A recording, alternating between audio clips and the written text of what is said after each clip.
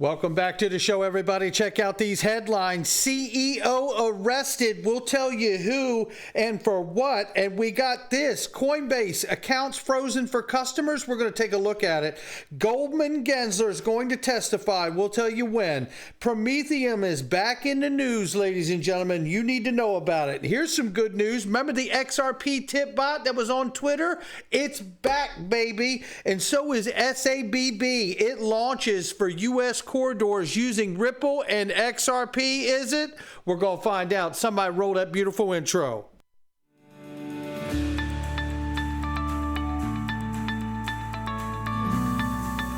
Digital Perspectives with Brad Kimes. Come on in.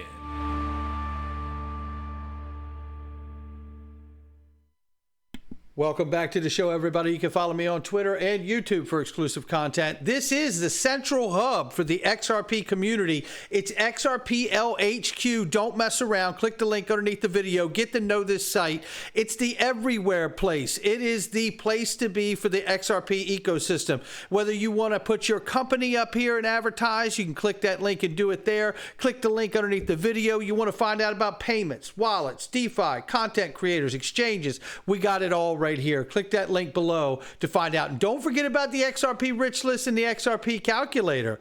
I love those two tabs. Amazing to have it all in one place. And this is Glint, ladies and gentlemen, your personal alternative to banking. And it's Glint. What they have done is turn gold into cash. Spendable money, baby. That's what they've done. And you could do it with your MasterCard debit card, but you own the physical allocated gold. It is your gold stored in a BRICS vault, and it's insured by the Lloyds of London. And right now, if you take advantage of this, use DPV50 and get a 50% discount right now for the next 12 months on vaulting and insurance fees. And the fees were already low, so now they're even lower. Click that link underneath the video. And don't forget, today there will be a fireside chat on Link2 with Glint CEO Jason Cousins and COO of Link2, Joe Indoso. Eleanor Tarrant here, and she says former Celsius Network CEO Alex Mashinsky has been arrested and sued by the SEC.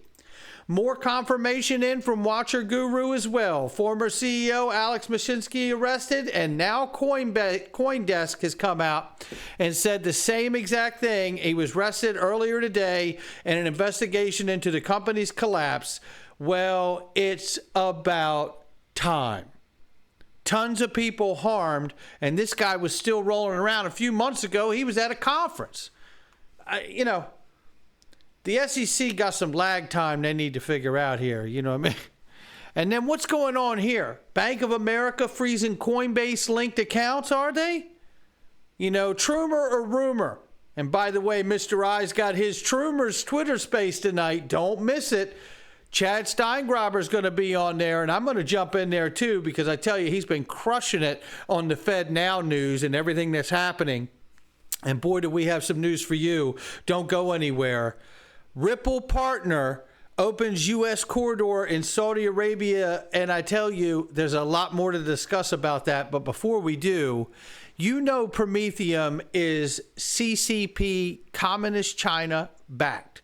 It's been proven, and the problem here is we know the FTX, Ethereum, they all have that same commonality between them, China investment.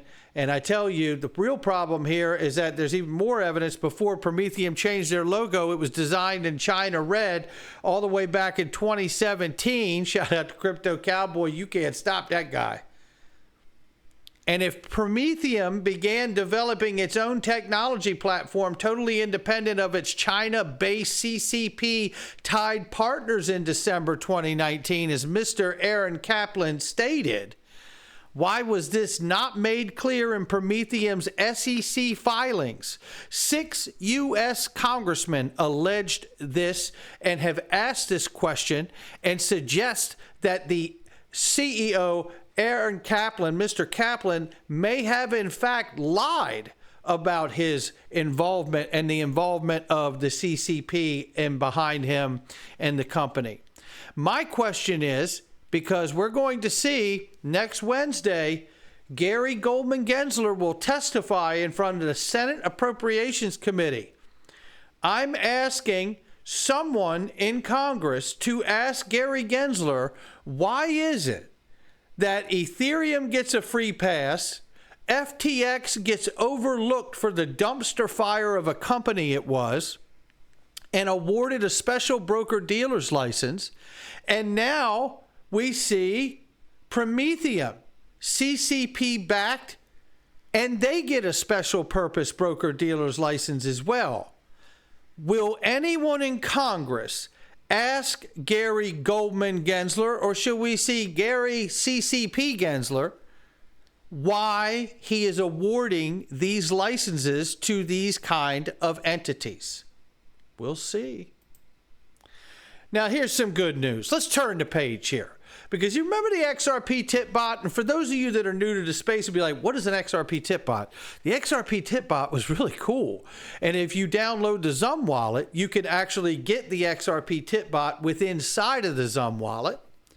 And you can begin sending, once you set it up, to each other's Twitter @handles, and you can send each other XRP tips. It was the coolest thing. It was all the rage a few years ago, and now it's back. One has to wonder, is this in conjunction with the payment licenses that were just awarded to Elon Musk? And if it is it more of a direct connection to what Elon is building for Twitter? Or is it more related to an indirect connection that because he's gotten those licenses, that the XRPTipBot and the people that created it feel better about releasing it back on Twitter again? We don't know the answer, but I know one thing.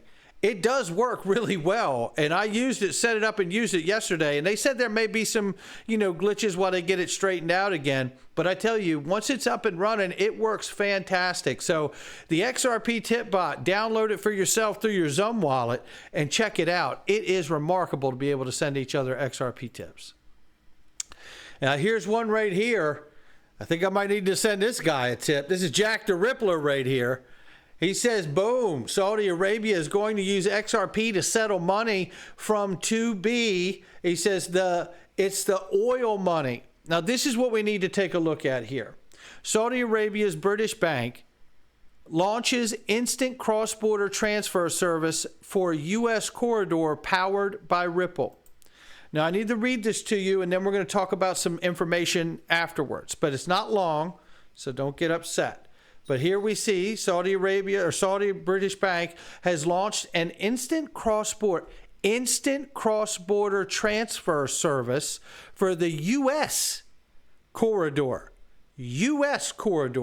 through blockchain payment technology powered by Ripple.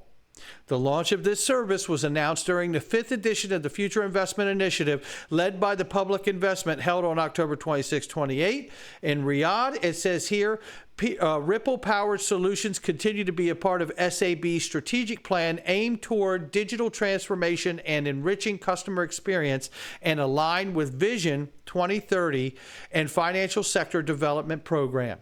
SABB is not only the first bank to join Ripple's network for blockchain technology, but is also the first bank in the region to offer near real-time USD settlement for its corporate clients. This expansion of the solution to cover the U.S. corridor is the third one through Ripple, post the successful activation of this technology for Indian rupee, Lankan rupee in early 2019.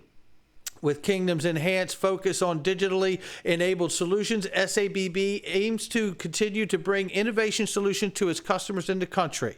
And that's where it goes on. That goes on to talk about the fact that Brooks Entwistle, managing director of RippleNet in APAC and MENA region, over the past few years has built the first-in-market solutions leveraging blockchain. You get the rest of it. But here's what's interesting to me, because now you have to start wondering. We know the BRICS coalition is set to introduce a new currency backed by gold in contrast to the credit-backed US dollar. Now we know creating a bond market for a new gold-backed currency like a BRICS reserve currency will take a lot of time to build a depth of liquidity in a brand new bond market backing a new currency like a BRICS reserve currency. Get it? Takes time. But the question is that the US dollar is the global reserve currency right now. So with that in mind, let's talk about what William Middlecoop has said here. It's official. China confirms BRICS currency plan. A common BRICS currency will be on the agenda in Johannesburg, which is in August next month. Saudi Arabia is among the many countries that have applied to join BRICS or expressed interest in doing so. Now, let's stop right there. And shout out to William Middlecoop for this post. And if you don't follow him, you should. But let me tell you, this is where it gets very concerning to me. Because the petrodollar agreement, which elevates the US dollar status as a global reserve currency, is in fact with Saudi Arabia. Saudi Arabia, which we have reported on months ago, does in fact have a memorandum of understanding known as a MOU to the tune of $15 billion with the BRICS coalition. If that goes well, they will in fact go forward and join the BRICS coalition. Now, how can you join the BRICS coalition and still honor the petrodollar agreement that elevates the US dollar as the global reserve status? You can't. And you don't do something like this because the agreement between Saudi Arabia and the United States is simply this. You use our dollar as the petrodollar. Everything's traded in dollars against oil. And we'll provide you military protection. So, extrapolate that. Saudi Arabia just drops the petrodollar agreement and joins BRICS. Who's going to protect them? And in a normal theater of geopolitical events like this, if you break an agreement like this, that's why they are three-letter agencies that show up in your adversary's backyard and usually manufacture some incident where now all of a sudden you need U.S. military protection. You don't think this is how the world works? Well, don't believe it. It's still true. And if nothing like that unfolds, it's because the United States has given the blessing for them to move away from the petrodollar agreement. And maybe, just maybe, what we are seeing is this U.S. payments corridor that's opening up through SABB as a first step to Saudi Arabia moving away from the petrodollar agreement and eventually joining something like BRICS coalition.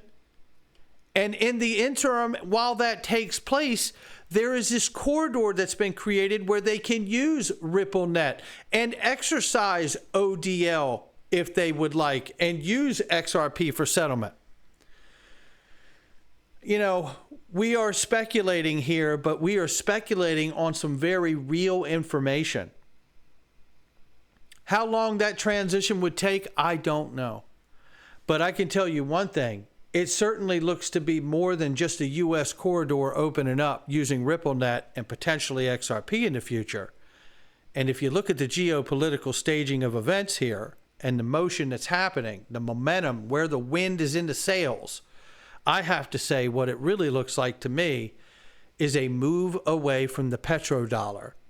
And I can only think of one asset and distributed ledger technology that can help complement a disrupted system like that. And it's XRP and the XRP ledger. Not financial advice from me or anyone else. It's just my digital perspectives. I'll catch all of you on the next one.